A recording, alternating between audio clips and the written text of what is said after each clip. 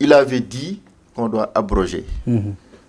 Vous savez, Ousmane Sonko n'est pas un juriste. Il a fait la faculté de droit. Mais il n'a pas fait la carrière que j'ai fait. Il n'a pas fait la carrière que Amadou Ba a faite, par exemple. Tey jii man en tant qu'homme politique mun naa bañ a nekk spécialiste dans une matière. Je peux utiliser un mot inadéquat. boo xam ne je ne connais pas le sens. mun naa xam le sens en français.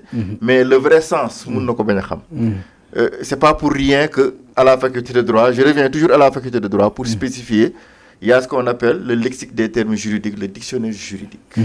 Ousmane Sonko, quand il parle d'abrogation, et Ousmane Coulibaly, quand il parle d'abrogation, c'est deux choses différentes. Ousmane Sonko peut ne pas connaître la quintessence, bien que mun na xam signification en français de ce qu'est l'abrogation, mais mun na bañ a xam les conséquences juridiques d'une abrogation.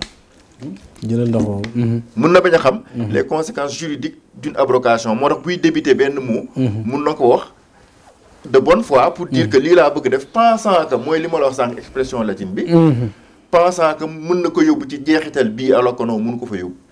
moo tax on ne va pas, encore une fois, ñi xam ils vont pas lui tenir rigueur si il avait dit tel mot ou tel mot. li ñu importé mooy njeexital bi mu bëgg, maanaam ñu topp ñi nga xam ne ñoo defoon. bu dee abrogation moom moo koy permettre qu'il ait dit avant abrogation ou pas, on va abroger. Maintenant bu dee interpréter moom moo mën a tax ñu topp ñi defoon que Ousmane Sonko dise abrogation ou autre chose. bu dee le mot abrogation n'est pas adapté, les gens vont faire ce qui est adapté au contexte. xaw ma ndax yaa ngi comprendre li ma bëgg a wax. maanaam on ne va pas lui tenir rigueur ci li mu waxoon. Il avait dit abroger, on va abroger. mais loolu du xel du xalaat du xam-xam. parce qu'il l'avait dit on doit le faire. léegi bu dee li mu bëggoon du ñu yóbbu ci li ñu bëgg ñun nag, on va fermer les yeux et aller dugg ci biir kàmb gi. Monsieur Dieng, vous comprenez ce que je veux dire? Je comprends. C'est ça. donc waxoon na abrogation oui. mais il n'est pas juriste, un grand juriste. moom gëm la woon mais mën na mais bu ñëwee dañ naan ko abrogé lii lay indi, donc li ñu bëgg def du abrogé leneen la ñuy def. et il va se plier comme il l'a dit. ay jondi nekk ñu fii en fait ba on va faire la volonté d'une seule personne. loolu moo yóbbu woon Macky Sall ci. su ma dégg mooy y a une différence entre la parole politique ak parole. je ne parle même pas de parole politique parce que le politique qui le dit n'est pas spécialiste en la matière. waaw foofu laay waxee. donc bu ñëwee ne damaa bëgg ngeen abrogé ba dañu naan ko écoutez monsieur le Premier ministre, mais on ne peut pas abroger. Ce que je voulais vous ajouter simplement, c'est que le terme de interprétative, comment tu dis ça? Tu as toi-même côté le terme exact.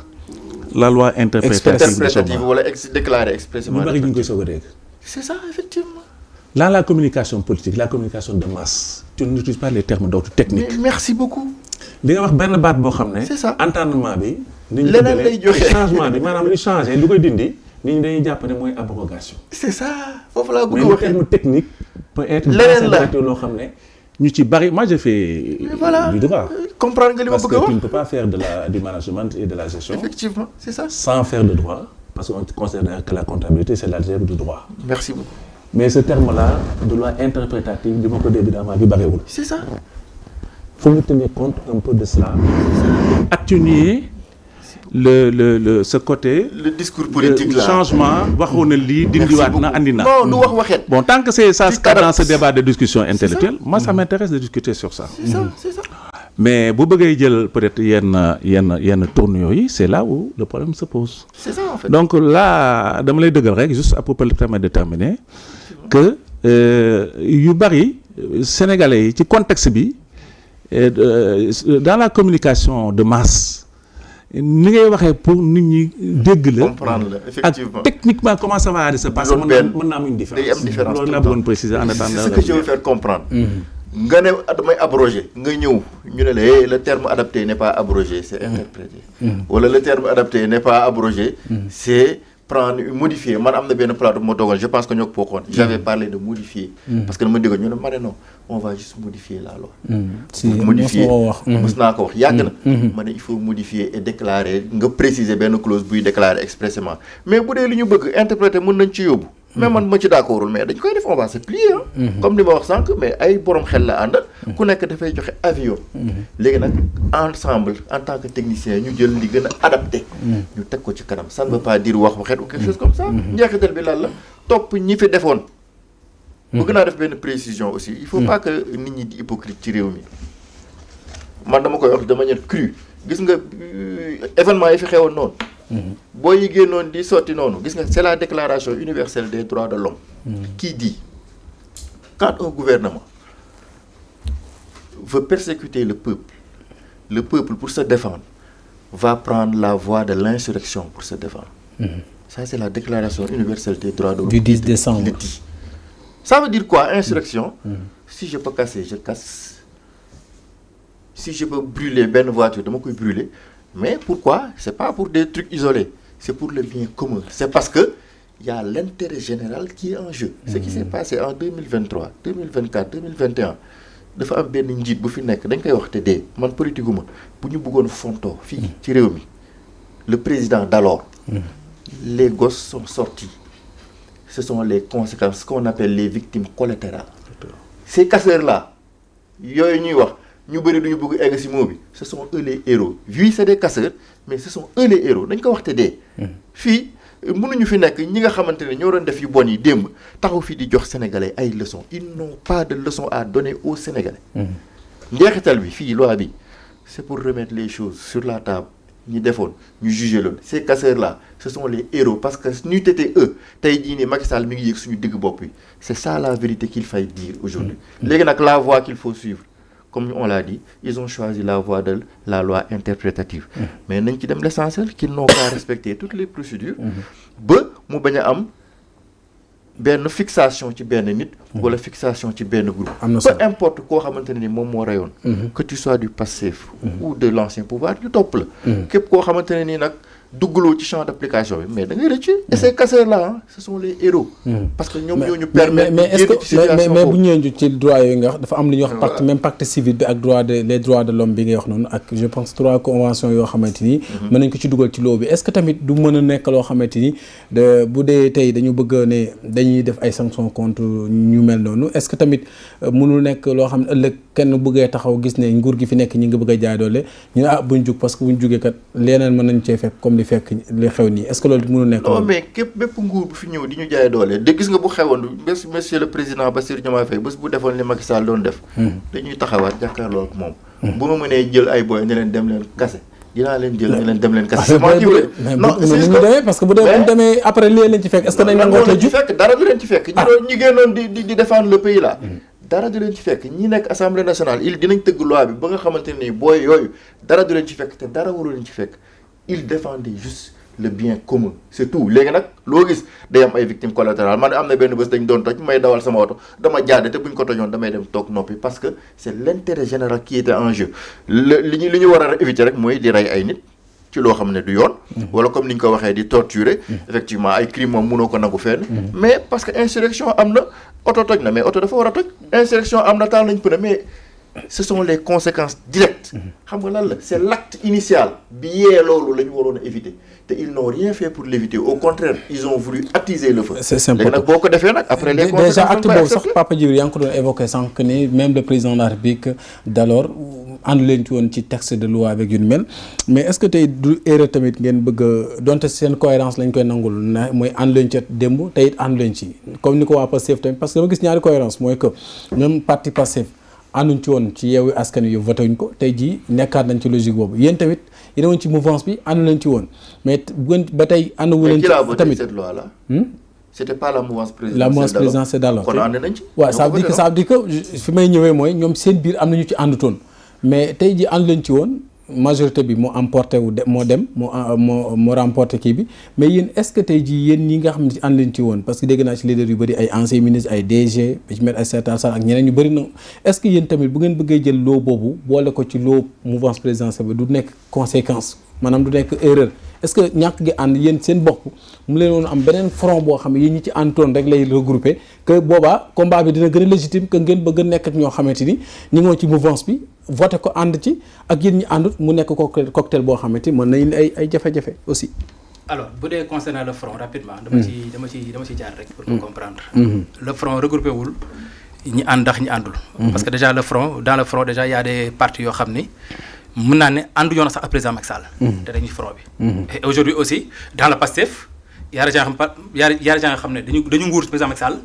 ba mu jeex je rappelle encore une fois. et dafay baax. xam nga su may wax. des gens dañuy foog ni man nguur Macky Sall dama si ñedd. je te prends en témoin yow. nguur Macky Sall lekkuma ci 1 centime. aw ma ci benn ndomb tànk. damay wax ndax bëgg sama réew. man bëgg sama réew moo tax may politique. au contraire je vais faire lu yomb sax mënoon naa ko def parce que nag bu dee parti bi am naa ko. bu dee day bi am naa ko bu dee xam-xam bi am naa ko xëy na pour ñu xamul man je suis juriste d'entreprise et yow tu le sais. voilà donc je ne suis pas là pour wax sama bopp. je suis juriste d'entreprise donc lu fi nit di wax droit y a pas de souci man ñoo ma fi pour wax droit. je viens pour wax luy jëmale Sénégal kanam. xam nga président Macky Sall wax naa ko sax njëlbeen ñu bari ànduñu woon ci loi d'amnistie bi. je dis bien man bokk ak sama parti bokkuñu si ñun on a fait un communiqué. dañu sax génn télé wax ko jàkkaarloo moom wax ko. j'avais reçu ce communiqué. merci beaucoup. donc ñun dañ nekk ci ay combat de principe man je n'ai pas dit que Ousmane Sonko qu'il soit juriste ou bien qu'il comprenne une chose waxuma loolu.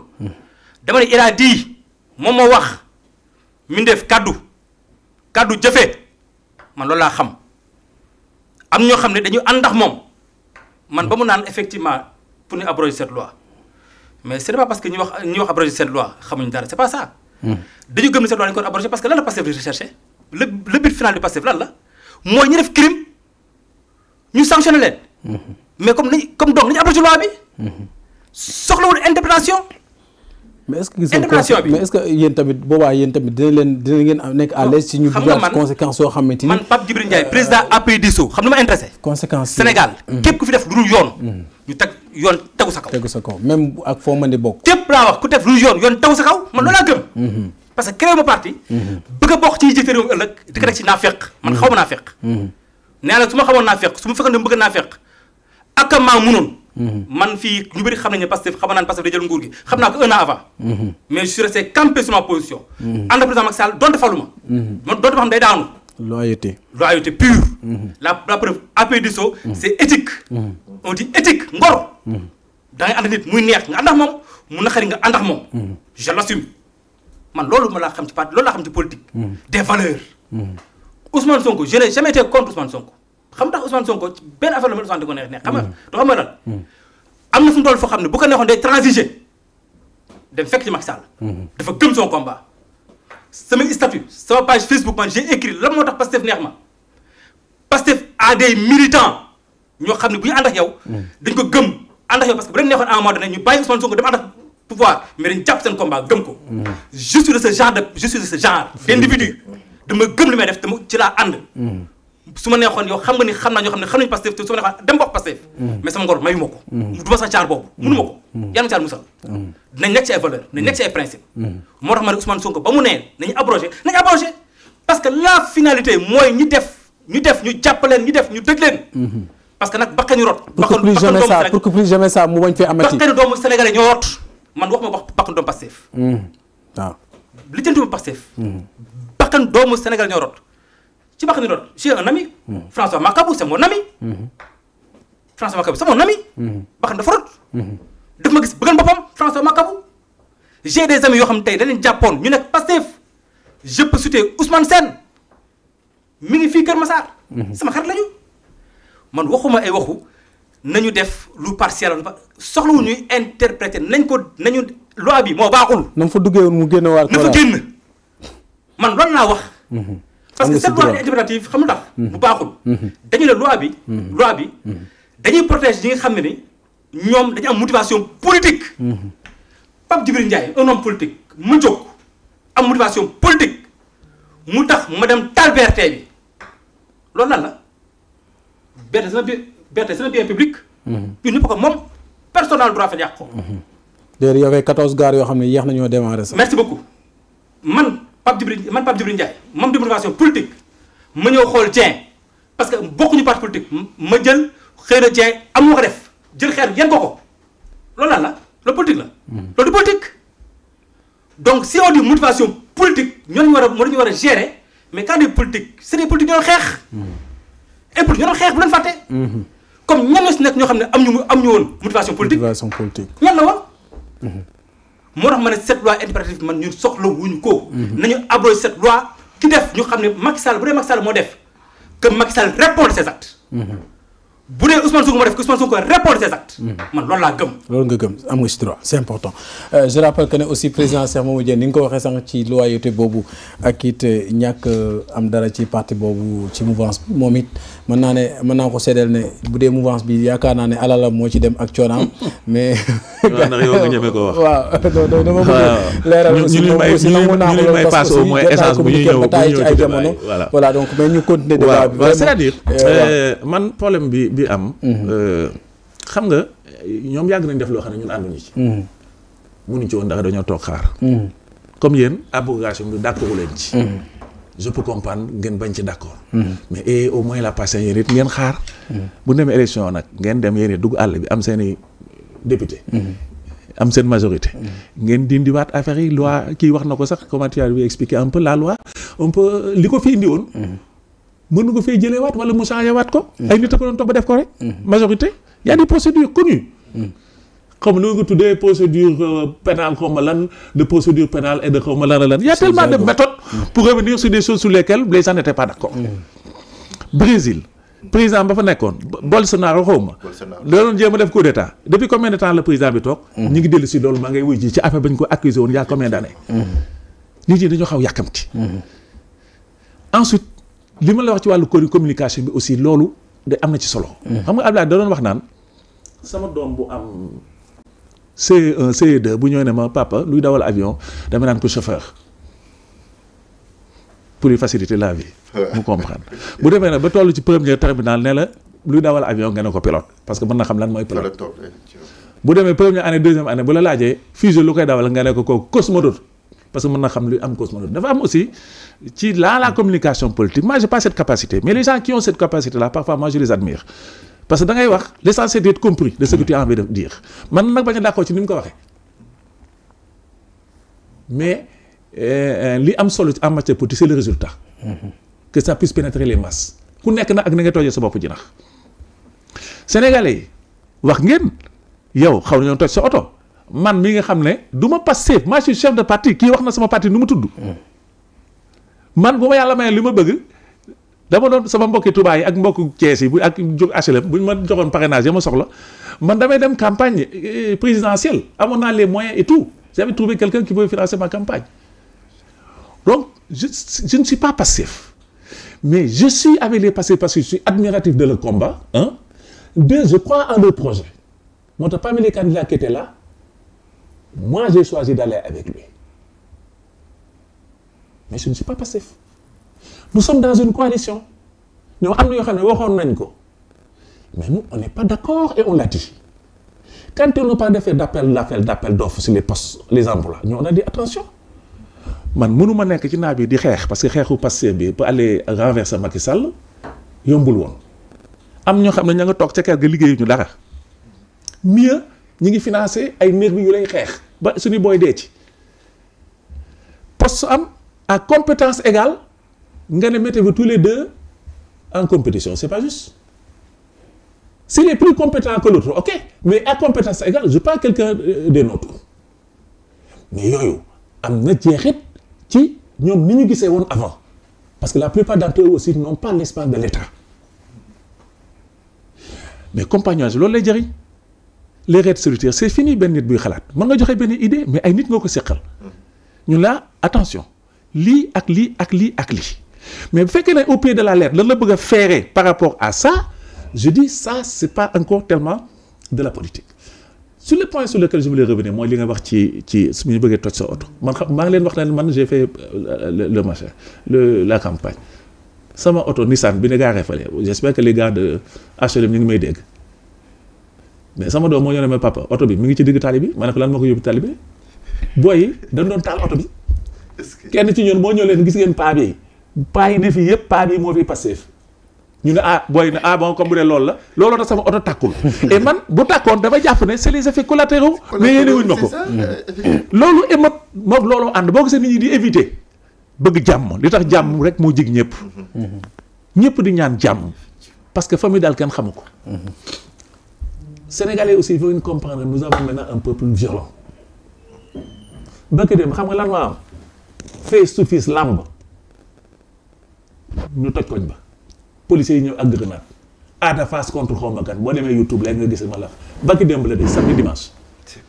ça aussi c'est une nouvelle réalité boo xam ne dafa nekk aussi au Sénégal moo tax nañuy defante jàmm Macky Sall a mené un combat rude pour faire un troisième mandat. lii yëpp loolu moo ko andi bi mu demee nag léegi ba xam ne loolu mën la ne ci la ñu génnee le joker qui s'appelle Amadou Ba dont on ne croyait pas tellement tout le monde a vu comment ça s'est déroulé et dans la précipitation ils vont cette loi nous avons nous le sentiment que c'est une loi mais qui leur donne une benn genre daf leen di loi la boo xam ne daf leen jox kiiraange goo xam ne njaaxum yi def yëpp dara du leen ci fekk ñun noonu lañ ko gisee ñun li ñu wax ñun suñuy député mooy ak suñuy nit sans parler un français aussi très compliqué entre abrogation interprétative nangam kooku c'est les spécialistes ñun daal li ñu leen wax mooy lu ñu bëgg mooy ku fi reyoon nit nañ la àtte ku fi dammoon nit na nga wuy ji yoon képp koo xam ne da nga defoon loo xam ne jaay doole moo taxoon nga def ko te Macky Sall def loi boo xam ne léegi kenn mënul ci yow dara dem leen ngeen tëggal ñu yoon boo xam ne ñooñu duñu mucc. bu ñu paree nag. mën nañu waxtaan suñu biir.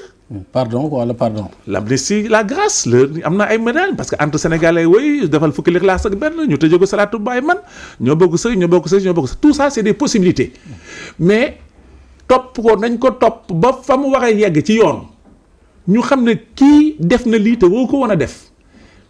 toj na kër jàmbur parce que ils ont fait ça ils sont rentrés dans des maisons ils ont cassé des portes il y a des preuves am na ay vidéos yu fi nekk disponible loolu lan ne wutal leen loi ci loolu parce que ak démocratie aussi république loi moo ko yor ñu leen tëggal leen ñu ay loi yoo xam ne ñooña illaa yow mi diini dootuñu ko defati keneen ku gis lii quel que soit le régime bu fi nekk am na yoo xam ne buñ la santee doo ko def ça a été sur le cas de Wade il y a eu des situations difficiles mais est-ce que les gens sont mis à tuer des gens? Ils n'ont pas fait. Donc Macky Sall n'avait aucune raison de créer la situation insurrectionnelle dans laquelle moom la dugal Sénégalais yi ba nit ñi ñu leen tëj seen kër mënuñoo génn des gens ñoo xam dañu xoolal le petit Papito Kara ce jeune tailleur qui était prêt à aller immigrer Papito Kara rey nañ ko ci condition yoo xam ne ba léegi. ku mu mettiwul c'est que da ngaa bokkul ak moom te du seul le cas de Papito Kara am na ñeneen ak ñeneen des disparitions yu fi xew yoo xam ne nag bu ñu bëggee tëgg réew mi teg ko ci yoon nañu fexe xaw ma nan lañ ko mën a tuddee loolu man xaw ma ko du ma spécialiste ci question yooyu mais daal nañu fexe ba loolu moom dootu amati ci dëkk bi te li tax dootu amati ci dëkk bi mooy ñi ko def na leen yoon dal ci seen kaw. am na solo sans cruauté inutile. mais sans aussi complaisance coupable sans machin coupable. Donc man loolu la ñu juste Mamoun da nga may quelques séquences au niveau de l'Assemblée nationale pour suivre les débats un peu donc quelques réactions wala interventions des parlementaires là ñu daal leen di jëli tuuti deux rek buñ ci amee de temps que ñuy def pause bu ndaw naan ndox donc comme naan nañ café ba pare. Presque on va finir à 19h moins 5 yooyu rek inchallah parce qu'il y a le journal qui nous attend la rédaction donc direction place Soweto donc pour jëli li nga xam ci moom moo di réaction li nga xam ci ñoom ñoo di les débats sont toujours en cours donc vote bi duggaguñ ci ñu ngi ci plénière bi ci vote ci intervention yi donc actuellement nii au niveau de l'Assemblée nationale.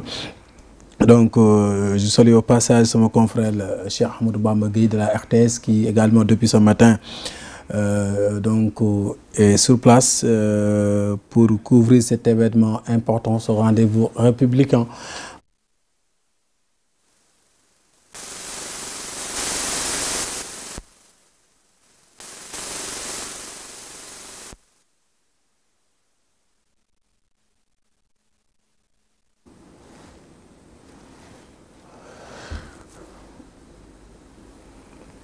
Bon, de l'enseignement, peut-être que c'est un problème de son. au niveau de l'Assemblée nationale là yaakaar naa foofu la son bi amee problème mais à notre niveau je pense pas voilà donc monsieur Coulibaly juste benn question boo xamante aussi day ñëwaat ci amnistie bi da ko doon wax sax disent que ne bon est-ce que suppression ñenn ñi parle sax de suppression amnistie est-ce que loolu du nekk un précédent dangereux aussi. mënul nekk précédent dangereux ça va régler une question mooy li mu wax sànq au moins déjà une première fois tout parce que mosuñu ko gis au niveau du Sénégal mais am na donc un peu partout dans le monde au moins ça va permettre à chaque fois aux dirigeants en poste de savoir que tey du ma def loo xamante ne nii dinaa jéem a utiliser des subterfuges pour mun ci génn ba abadan xam nga bu ñu demee ba delloo si waat loi d'amnistie tey su bëri jàpp nañ c'est pour les politiques de se protéger davantage à chaque fois mais voilà c'est toujours fait c'est ça amnistie voilà encore une fois le latin voilà en fait c'est la réconciliation c'est le pardon c'est l'oubli mais avant nga yegg foofu dafa am ay préalables yoo xam ne da nga ko war a def boo ko deful lii la lay indil maanaam les gens ne vont jamais oublier les gens ne vont maanaam da ngay forcer benn pardon boo xam ne ñi nga xam ne ñoom ñoo ko war a consommer duñ ko consommer loolu moo waral tey jii nii le peuple a exigé mais lii nii c'est pas une volonté de Ousmane Sonko ou quelque chose comme ça man mi bokk ci peuple bi ça fait partie de ma volonté et je fais partie du peuple dama voter pour que yii mën a plus jamais ça parce que li ñu constaté je pense que les gens sont amnésiques li ñu dund fii 2021 2024 on dirait que les gens l'ont oublié en fait c'est la question que je me pose bu ma déggee débat yi nii dafa mel ni dañoo fàtte li xewoon on le fait encore une fois pour que éviter nit ñëw def lu ko neex piétiner le peuple ñëw ne ok am na benn subterfuge juridique boo xam ne mën naa ko utiliser dama koy utiliser dem ku nekk dem il a dit sànq encore tout à l'heure Macky Sall jéem ok c'est de l'histoire ancienne mais c'est la personne morale du Sénégal pendant ces 12 ans là gis nga s'il y a une personne qui doit répondre de tout ce qui s'est passé c'est lui c'est pas pour rien que Macky Sall le président Macky Sall pour le respect buy romb koo munti doon même le magistrat bi nga xam ne normalement moo la ëpp doole ndax moo la mën a teg yow mi président di la juger day pousse le khalife général nga xamante ne nii keneen ak keneen yëpp dañoo yow sax da nga ñëw jokk ci moom booy romb day pousse c'est pas pour rien dañ la jox doole yàlla kon kooku tey jii nii ak lépp lu mu war a munti def comme ni ko sëñ Mountakha waxee woon dafa war a am jéggale ak jëlale parce que yaa yor doole bi maanaam yow mi yor doole ngay baale loolu lu naturel la en fait et puis balaa ñuy xam jàmbaar dëgg effectivement nga yor doole bi mën maa dóor ma tooñ la nga taxaw seetaan ma bàyyi ma dem kooku mooy ki courage mais pas parce que am naa doole boo xam ne peuple bi ñoo ma ko jox nit tooñ na ma rek ma ne dama koy won doole boobu noonu loolu du courage donc c'est pour pouvoir éviter ce genre de choses muy répéter wu dans l'avenir parce que c'est des choses inadmissibles yoo xam ne dañu fi mais des gens yu yor ay kalachnikov di daw di tirer nit ñi ñu koy gis encore une fois il faut pas faire de fixation sur les hommes de tenue tey jii nii c'est une mauvaise communication mi ngi wax communication c'est une mauvaise communication bi opposition bi jël di wax non dañu bëgg fixer wu ci homme de tenue mais yéen vous jugez les hommes de tenue est-ce que opposition wax na ko kii j'entends ñu koy wax je sais pas ndax il faut partir de l'opposition. s'ils le disent moi je suis pas d'accord ça ne se dit pas mais on parle des coupables les gens qui ont coupables quoi mais tey jii nii mënoo ne kii moo def à moins que vidéo yi ñu gis nit sol yére di voilà mais sinon je reviens vers vous tout à l'heure donc direction Place Soweto ɓe mbi kala nde Allah rokkiɓe laamu ɓe pirtat fof haa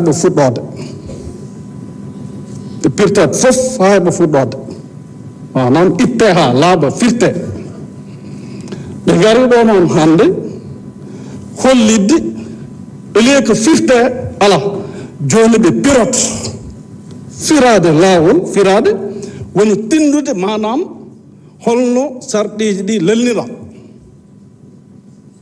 nde ɗum waɗi ha paari ɓe totti ɗum ñootowo o noon ko seeka weñe jooɗa bonna bagi o famani ñootol ngol no wayi o bonni bagi o ala ko feewi hen o anni yimɓe leydi ndi fettima pecce ɗiɗi ɓe hen mbi déclaration de politique générale mo premier ministre wannoɗo wonde so ari fof firtete ha laaɓa cer majorité nanɗo jooɗi wiya ko yo firte ha laaɓa wiyaka kay yo fire manam firte ha andeno ɗum lelori ɓe mbaɗani ɗum noon ɓe totti neɗɗo mo ganduɗa bo faamaani geɗe ɗe no jaari ari naanni ene oɗo guuta kono noon koko mbiyanmi ko ene wiye yo neɗɗo hul ko esum resi so neɗɗo hulaani ko esum resi ma naanno toon junngo ngannduɗaa yaltintaango walla yaltira e gacce ɗum taki min mbiɗa jaggi e yiyandam e faamamuyam ɓayde waɗi poɗodiral yimɓe paamodiraani gooto fof ene fotta baŋnge mum mbiɗen kay ko yo waɗe ko wiya ko kamɓe wiinoɓe eɓe pirta ɗum haa ɓe fuɗɗode yoɓe mbaɗ révoqué cette loi là yoɓe mbaɗ ɗum supprimé yoɓe mbaɗ ɗum annulé ɓe mbaɗa heen musol gooto supprimé annulé amul ci pël malheureusement sur ce plateau amuñ alpulaar bu ñu mën a traduire ah tu es alpulaar est-ce que dégg nga li mu wax waaw traduire rek il faut nous aider na jàpp si rek permettre président Dieng sax xam ndax supprimer am na ci comment on le dit waaw comment on le dit en alpulaar mais moi je suis alpulaar Dieng waalal de mais alpulaar yi gàlle moom ça day kii rek déggul moom alpulaaru Dakar la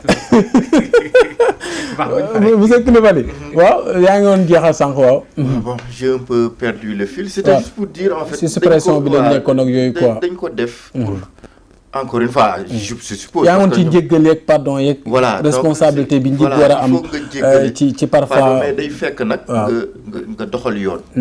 parce que munoo baale bu ñu xamul kii ak kan moo def. maanaam bu ñu la dóoree da ngay xam ku la dóor pour nga mën a jéggale. donc il faut d'abord vérité. justice après pardon ñëw. boo xoolee amnistie de toute l'histoire boo day revisiter. fi ñu ko daan def yëpp day fekk mu faire suite à des périodes troubles. et li ñu daan gis tamit. foofu ils ont fait fausse route. li ñu daan gis souvent c'est de nouveaux régimes qui le font. c'est ça. am na solo. c'est de nouveaux régimes qui le font. mais jamais l'ancien régime buy dem à la fin mu koy def.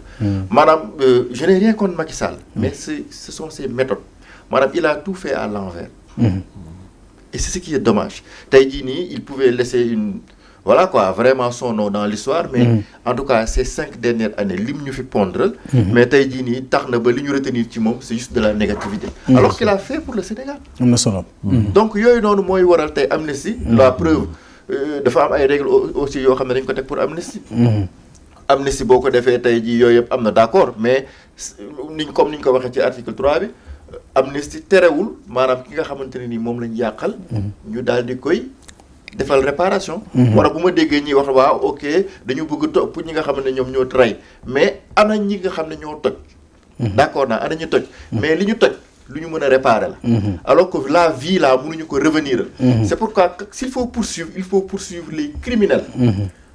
léegi nag ñi nga xamante ne ni ils ont subi des dommages loolu la ñuy wax dommage la réparation exigée. l'amnistie ne préjudicie en rien. waaw c'est vrai d'ailleurs écarté nañ ko ci à l'intérêt civil. c'est écarté xoolal bu ñu ko ci deful woon. li ma lay wax nii c'est des principes généraux. tout à fait les juristes ce sont des principes généraux. bu ñu ko ci deful woon. amnistie bu amee. ça ne préjudicie en rien les intérêts civils. l'amnistie ne prend pas en compte l'intérêt civil maanaam. d'accord infraction bi peine bi du am. mais yow mi nga xam ne yaa ci yàqule mun nañ la fajal. léegi d'accord donc tout le monde est content ñi nga xam ne rey nañ dinañ leen jàpp ñi nga xamante ne ni yàqule nañ. mais ñu réparer. tout le monde est content. képp koo xamante ni d'accord ci c'est parce que peut-être y a quelque chose derrière. et comme ni nga ko waxee ay borom xel ñoo toog tëgg ko. man quand j'ai eu lecture des 2 possibilités boo xoolee wax naa ko peut-être lan moo tax ñii adopté wuñu beneen possibilité bi. parce que ay borom xel lañ dañuy toog xam nañ lu nekk lan mooy conséquence bi. am na solo donc nit ñi du ñu wax ci seen teyu bakkan dañuy wax ci li mën a ne. li nga bëgg. ak li mën a nekk day wute. léegi li nga bëgg mun na bañ a ne dañ lay wax li mën a ne. li mën a nekk sax moo gën a yenu maanaam que li nga bëgg. loolu moo gën a yenu maanaam. dama déggoon bi ñuy doog a toog même pas 2 mois 3 mois ils avaient dit dañuy wàññi dund bi ma ne leen faites attention. ça ne sert à rien ngeen ñëw wàññi dund bi. 6 mois après mu delluwaat. S'il faut prendre 2 ans. ñoom dañ ko bëggoon mais nañ def li mën a nekk aussi. S'il faut prendre 2 ans pour diminuer les prix prenez 2 ans. loolu mooy waral boo ko defee doo revenir en arrière. C'est comme ça qu'on construit un état mais pas dans la précipitation. Encore une fois ñu koy wax nañu wane au moins cette once de patriotisme bëgg réew mi. maanaam ils ont dit on s'en fout excusez-moi du terme. li mën a nekk la ñuy def pour le bien des Sénégalais. C'est important encore une fois. ñu jéem a def li mën a ne rek président Djibi dernière intervention temps bi jeex na. waaw xam nga boo gisee en principe ba tey je tiens à ce que cette loi. ñu abrogé ko. je pars sous son contrôle. la loi interdit d'interpréter une disposition claire par son contrôle. xam nga lu tax aussi ma bëgg ñu abroger ko le juge buy interpréter une loi da koy calibrer ci ay faits par rapport au texte en utilisant les éléments intentionnels en utilisant les éléments matériels ak l'incrimination légale ces 3 éléments le juge da koy jël léegi disposition bi ñu def nii ñoom pour ne dañu bëgg a def une loi interprétative nee naa sànq dañu ne ñi am motivation politique da leen di écarter l'élément intentionnel du juge est bafoué man en tant que politique sa motivation politique xam naa ko leneen sa motivation politique c'est un élément intentionnel moo tax ma ne nañu abroger loi bi parce que abroger loi bi moo mun tax ñun ñëpp ñu ne plus jamais ça mais tant que ñu ngi làq kenn di bàyyi ñenn xamal ni li tey mën na amaat te politique waru tax bakkan rot man loolu laa gëm beneen bi may daanelee xam nga dama koy sànq bi maa ngi koy dégg le président Macky Sall aussi foog ñu waxal ko aussi li mu wax le président Macky Sall jàpp naa ne musul wax dafa bëgg 3e mandat loolu aussi l'histoire retiendra donte indi na fi xiini mii mais aussi dafa am na ay actes yoo xam aussi donte indi na fi xiini mii ça laissait penser à ça aussi donte indi na fi xiini mii ne nangul nañ ko indi na fi xiini mii ne maanaam nii wii nii non loolu nañ ko nangul aussi parce que sànq je pense que monsieur Dieng nee na sànq nañ nangul Ousmane Coulibaly dafa nekk dans une coalition que nekkul rek li mu wax mooy am Macky Sall aussi dafa nekkoon dans une coalition et aussi une forte coalition te aussi am na lu mu avancé moom ne lii moo tax mu defee noonu mais ba muy jeex man ba fi may jeexale rek naa la man dafa am lu ma en tout cas li ma jàng dafa am lu ñu ma jàngal ci li ma jàng te ma jàpp ko dëgg dañu ma ci lépp luy nit di wax min def di wax ñetti ñi ràññee ko ci les opinions les sentiments et les faits am na solo man je ne vise que les faits. tout à fait Macky Sall xam nañu laata muy dem waxtaan na Ousmane Sonko ak Diomaye lan la ñu tënk Macky Sall na ko leeral ñu Ousmane Sonko nañ ko leeral lu ñu déggoowul nañ ko leeral pour que aussi askan wi coono gi leen teg ci wax ju bëri ji lii mën na ñàkk parce que lu ñuy wax yëpp aussi finalité bi xamuñu woon ñoom lu ñu tënk c'est important monsieur Dieng dernière intervention waaw xamal rek ne leen man déglu naa leen baax éclairage ou le juriste là aussi c'est important am na solo ndax ñun ay politiciens lañu même bu ñu nangoo xam ci droit sax duñ ci nangoo soxi ndax den naan li ñu xamee dëgg du affaire yoon ak yooyu bu nekk ak aussi la nga man bu nekk ci julli ci jàkk ji ki raw mooy jiite mais lecture politique bi nga xam ne moom laay def mooy Ndiaye moom d'accord nee na abrogation la bëgg am na ci plein droit fenn rek laa dul jubóog moom c'est-à-dire moom dafa bëgg ñu defal ko te moom campagne yi lu woon moom dañ ko gagné